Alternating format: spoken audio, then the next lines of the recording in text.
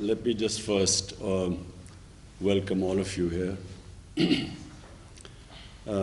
What we want in Pakistan is closer relationship with the Chinese media, and especially from the Prime Minister and his office, we want to have a closer liaison. We have probably one of the most deepest, strongest relationship between China and Pakistan.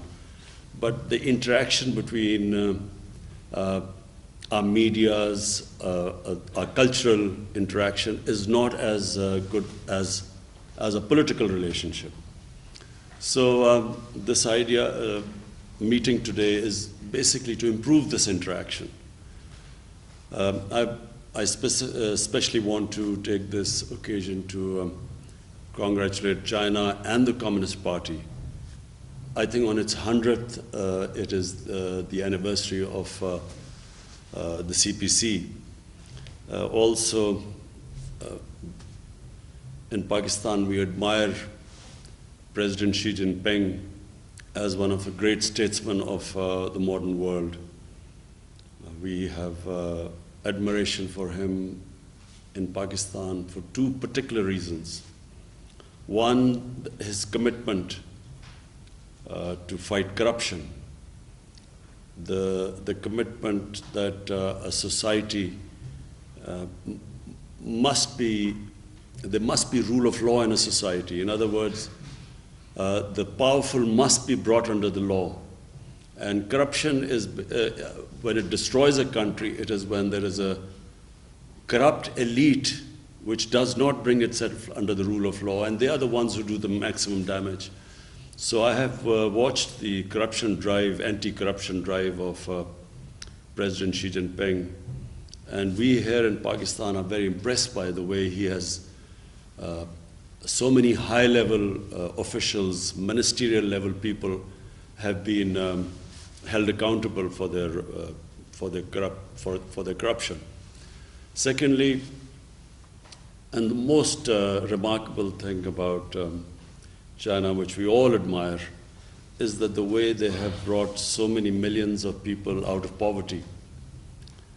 The figure we are told is almost 700 million people have been brought out of poverty in the last 6-7 years. And recently, China announced that China has finally eliminated extreme poverty. So this is, I think, one of the most remarkable achievements of any human society. I don't think there is any precedent in history of a society achieving these great goals. And the third thing is that we in Pakistan are committed to strengthen our relationship with China politically, as well as in terms of economy and trade. CPEC is a flagship program in the BRI, and for Pakistan it is one of a program which gives us the greatest optimism and hope for our future economic development. And we have a high-level committee now to follow the CPEC projects. I'm going to Gwadar next week to see oversee the projects, the pace which they are moving on, and to make sure that we meet our timelines. And then I'm hoping, Chinese labor also.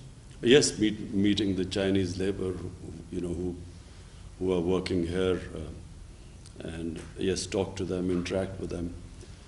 But also, I look forward to my trip to China, which is in the offing in the next month, 2 months, and to further strengthen both our political ties and our economic ties.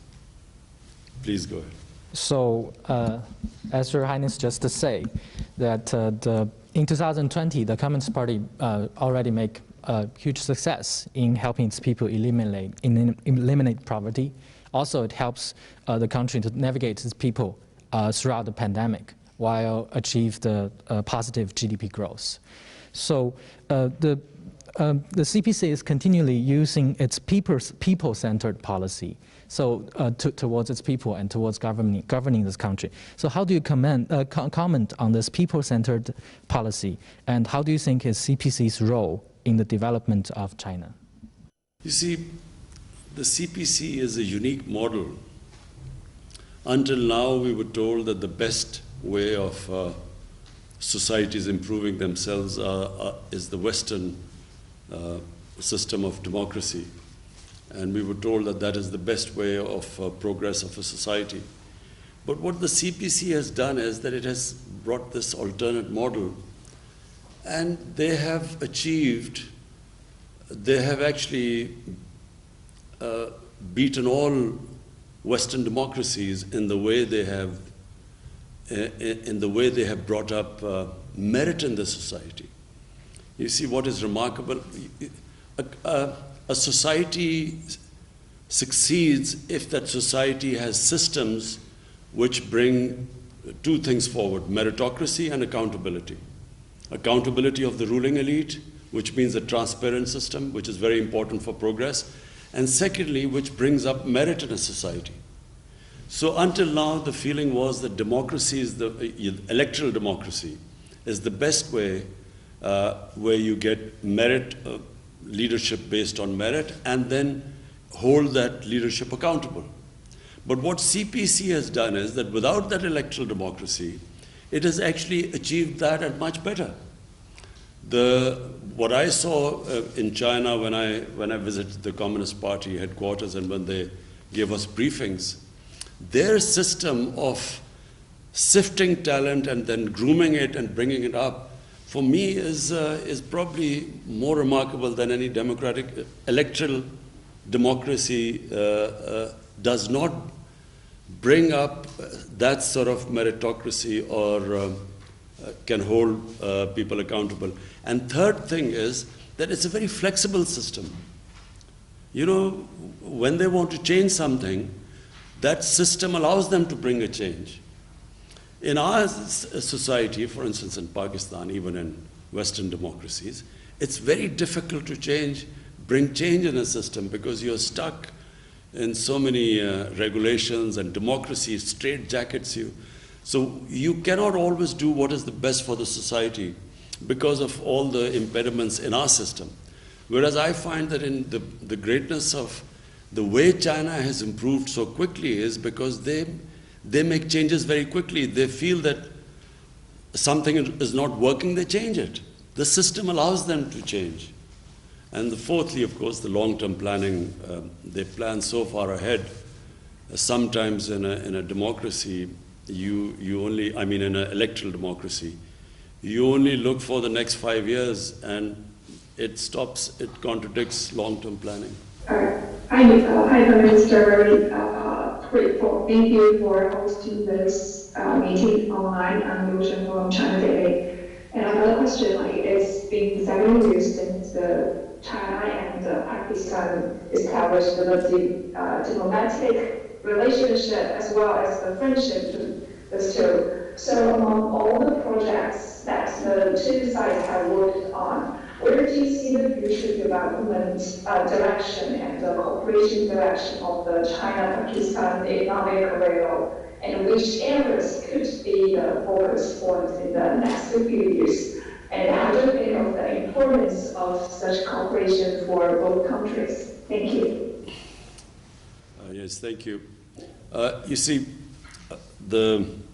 for me, where I see this relationship moving ahead, and I mean the economic relationship, because there is the political relationship, which is also very strong and moving ahead.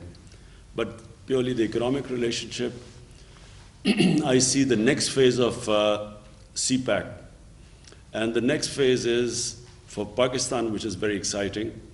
We have these special economic zones, and we hope that we hope to attract Chinese industry into these special economic zones by giving them incentives, because in Pakistan the labor is much cheaper than in China, so we hope to attract that industry which will benefit from our cheaper labor. And secondly, where we really want help from China, and we're already working on it, is agriculture. Because in China, the productivity, your agricultural productivity is much higher than Pakistan. Pakistan is basically an agricultural country. And we haven't really concentrated so much on our agriculture to improve our productivity. So this is the second phase, because almost half our population lives off agriculture. And therefore, we hope that we can really benefit from the latest techniques in agriculture from China. So, Your Highness, my second question is related to the first.